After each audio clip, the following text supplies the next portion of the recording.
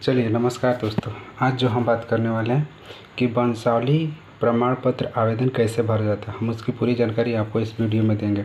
इसलिए वीडियो को स्किप करके मत देखिएगा। अगर मेरे चैनल पर नए होंगे तो मेरे चैनल को सब्सक्राइब करिएगा, लाइक करिएगा, दोस्तों को शेयर करके जरूर बताइएगा, क्योंकि हम इस तरह के वीडियो हमेशा बना कर लाते हैं। तो चलिए शुरू करते हैं वंशावली कैसा। देखिए वंशावली का सबसे पहले समझ लीजिए, वंशावली का जो फॉर्म होता है वो 6 पन्ना का होता है। देखिए सबसे पहले ये पहला फॉर्म हो गया, दूसरा नंबर शपथ पत्र का फॉर्म हो जाएगा,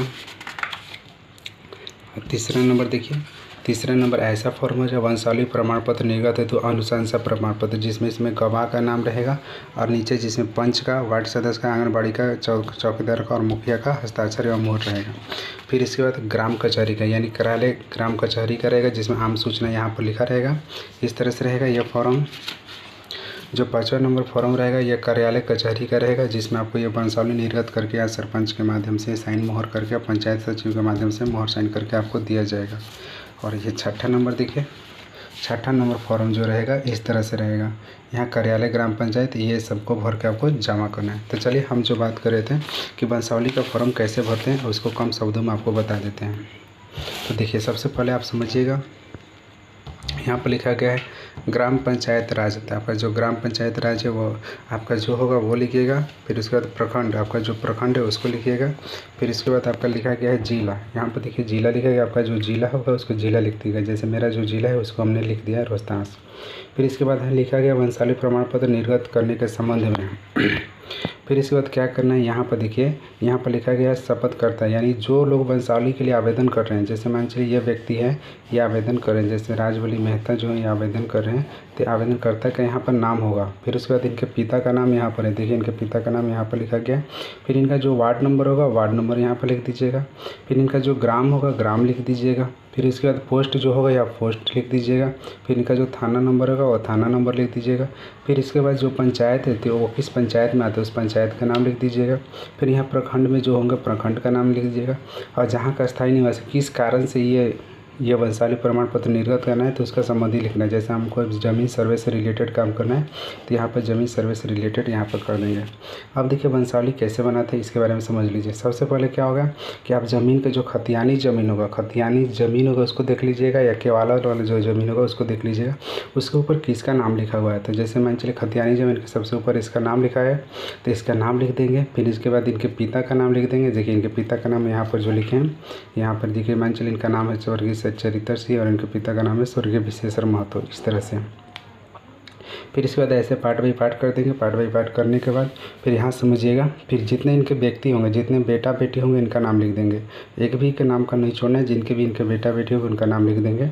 तो इनका जो है राम समूह सिंह है, मान मातो देवी है, विजय कुमार सिंह है, स्वर्गीय विश्वनाथ सिंह है, राजवल्ली सिंह है, विंदा देवी, यानी 6 लोग हैं। तो 6 लोगों का नाम यहाँ पर वंशावली में दर्शाना जरूरी है।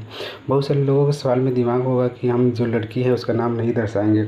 अगर आप इस तरह के नाम नहीं दर्शाते तो आपकी कानूनी प्रक्रिया के अनुसार आपके ऊपर जो सर्वे डिपार्टमेंट के लोग हैं वो आपके ऊपर कंप्लेन भी कर सकते हैं, आपको वो 2 नंबर धंधा के अंदर जेल भी भेज सकते हैं। इसलिए सबके नाम देना जरूरी है। कोई ज़रूरी नहीं कि इसमें इनका हिस्सेदारी होगा, कोई ज़रूरी नहीं कि जो इसकी बहन है दोनों का हिस्सेदारी होगा, ऐसा नहीं होता है। ये वंशावली सही तरीके से बनाना है, क्योंकि बहुत सारे वंशावली में ऐसा होता है किसी व्यक्ति का लोग नाम छोड़ते हैं उसका हिस्सेदारी ले लेते हैं। इस कारण से सर्वे डिपार्टमेंट ने ऐसा सोचा है कि सभी व्यक्ति को बराबर का हिस्सेदारी मिलेगा। अब एक चीज़ समझिएगा, यहाँ पर लिखा गया है आवेदनकर्ता आवेदिका का हस्ताक्षर। देखिए यहाँ पर है, तो यहाँ पर मोबाइल नंबर भी लिख देंगे, जो इनका मोबाइल नंबर है वो लिख देंगे, जैसे हमने फिल कर दिया ये मोबाइल नंबर। फिर इसके बाद सेकेंड पेज को पलटते हैं। यहाँ पर सबसे पहले समझिएगा सेकेंड पेज को। यहाँ पर देखिए लिखा गया लेखक प्रमाणक। क्या लिखा गया, लेखक प्रमाणक। ये किससे प्रमाणित कराना है ये समझिएगा। जहाँ आपका अनुमंडल होगा अनुमंडल में चले जाना है, अनुमंडल में उसी तरह से भर देना है। मैं जो इसका नाम है, जैसे जो आवेदनकर्ता का नाम है यहाँ पर उसका नाम भरना है, उसका उम्र जितना है उतना भर देना है। फिर उसके पिता का नाम है जो उसको भर देना है, उनका उम्र कितना है उनके पिता का यहाँ पर भर देना है। वार्ड नंबर कितना में रहते हैं वो भर देना है, ग्राम कितना में रहते हैं वो भी भर देना है। फिर पोस्ट का जो है वो भी भर देना है, थाना जो है वो भी भर देना है, प्रखंड जो है वो भी भर दीजिएगा, जिला जो है वो भी भर दीजिएगा। किस कारण से आप इसको वंशावली को लेना चाहते हैं, तो ज़मीन सर्वे से रिलेटेड यहाँ पर ज़मीन सर्वे। फिर इस तरह से जो पहले वाला पेज पर आपने बनाया था, जो पहले वाला पन्ना पर वंशावली बनाया था, जैसे यहाँ पर आपने जो वंशावली बनाया था इस तरह का, तो इसी तरह का वंशावली यहाँ पर भी बना देना है। देखिए इस तरह का वंशावली बनाए। चरित्र से स्वर्गीय विशेषण महतो, राम समसी, मनमातो देवी, विजय कुमार, स्वर्गीय विश्वनाथ सिंह, राजवली सिंह, बिंदा देवी, यानी 6 लोगों का नाम है तो 6 लोगों का इसी तरह से। और नोटरी के माध्यम से वेरिफिकेशन करके आपको मिल जाएगा। किसके माध्यम से मिलेंगे? नोटरी के माध्यम से। आपको मजिस्ट्रेट के पास जाने की जरूरत नहीं है। फिर यहाँ पर वही चीज़ है, शपथकर्ता का हस्ताक्षर भी होना चाहिए। बहुत सारे लोग सोच रहे होंगे, दिमाग में ये सवाल आता होगा कि मेरे पापा बाहर रहते हैं, विदेश में काम करते हैं या किसी राज्य में रहते हैं, हम उसका वंशावली बना पाएंगे कि नहीं बना पाएंगे। लेकिन इस स्थिति में आप वंशावली बना लीजिएगा, उनको रहने की कोई ज़रूरत नहीं है, उनका सिर्फ आधार कार्ड आप लगा दीजिएगा। तीसरा जो फार्म है उसको समझिए। तीसरा फार्म लिखा गया है वंशावली प्रमाण पत्र निर्गत हेतु अनुशंसा पत्र। क्या लिखा है? वंशावली प्रमाण पत्र निर्गत हेतु अनुशंसा प्रमाण पत्र। तो देखिए उसी तरह से आवेदक आवेदिका का नाम जो है, आवेदक जो है वो राजबली मेहता है, इनके पिता का जो नाम है स्वर्गीय चरित्र सिंह, वार्ड नंबर जो है वार्ड नंबर डाल दिए, ग्राम जो है ग्राम डाल दिए, पोस्ट जो है पोस्ट डाल दिए, थाना जो है थाना डाल दीजिएगा, पंचायत जो है पंचायत डाल दीजिएगा, प्रखंड जो है प्रखंड डाल दीजिएगा, जिला है जो जिला डाल दीजिएगा। फिर इसके नीचे लिखा गया है यहाँ पर जो नाम है आवेदक आवेदिका, तो आवेदक का नाम यहाँ जो है वो डाल देंगे, फिर इसके पिता का नाम है उसको डाल देंगे।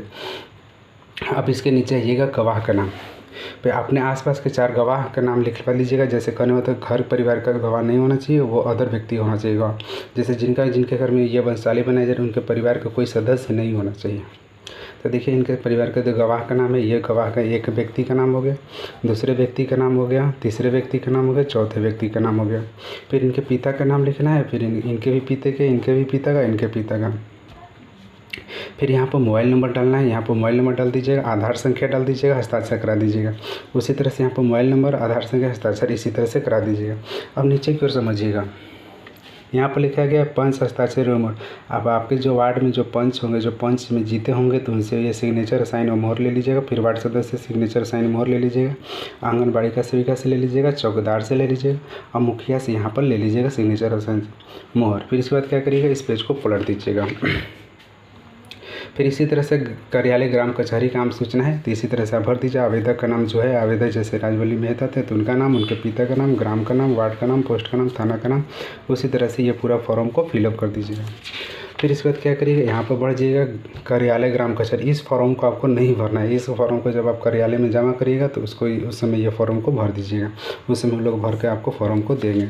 इस फॉर्म को भी नहीं भरना है। लास्ट वाला यानी कि जो 5वें नंबर का फॉर्म है और 6ठे नंबर का फॉर्म को आपको फिल नहीं करना है। अब इस बात को समझिएगा कि आपको कैसे वंशावली की प्रक्रिया, इतना चीज़ आप कर लीजिएगा। जैसे यहाँ गवाह तक आप सिग्नेचर कर लीजिएगा, तो गवाह तक सिग्नेचर कराने के बाद क्या करिएगा, अनुमंडल में जाइएगा, नोटरी के माध्यम से एक शपथ पत्र बना लीजिएगा। शपथ पत्र बनाने के बाद उसके बाद ग्राम सेवक के पास जाइएगा। ग्राम सेवक के पास जाने के बाद उसका रसीद कटवा दीजिएगा। रसीद कटवाने के बाद फिर उसका ग्राम कचहरी में या वंशावली प्रमाण पत्र को जमा कर दीजिएगा। तो जिस दिन ग्राम कचहरी लेगा उसके अगले दिन आपको वंशावली बनकर मिल जाएंगे। अगर आपको इस तरह का वीडियो पसंद है तो मेरे चैनल को सब्सक्राइब करिएगा, लाइक करिएगा, दोस्तों को शेयर करिएगा।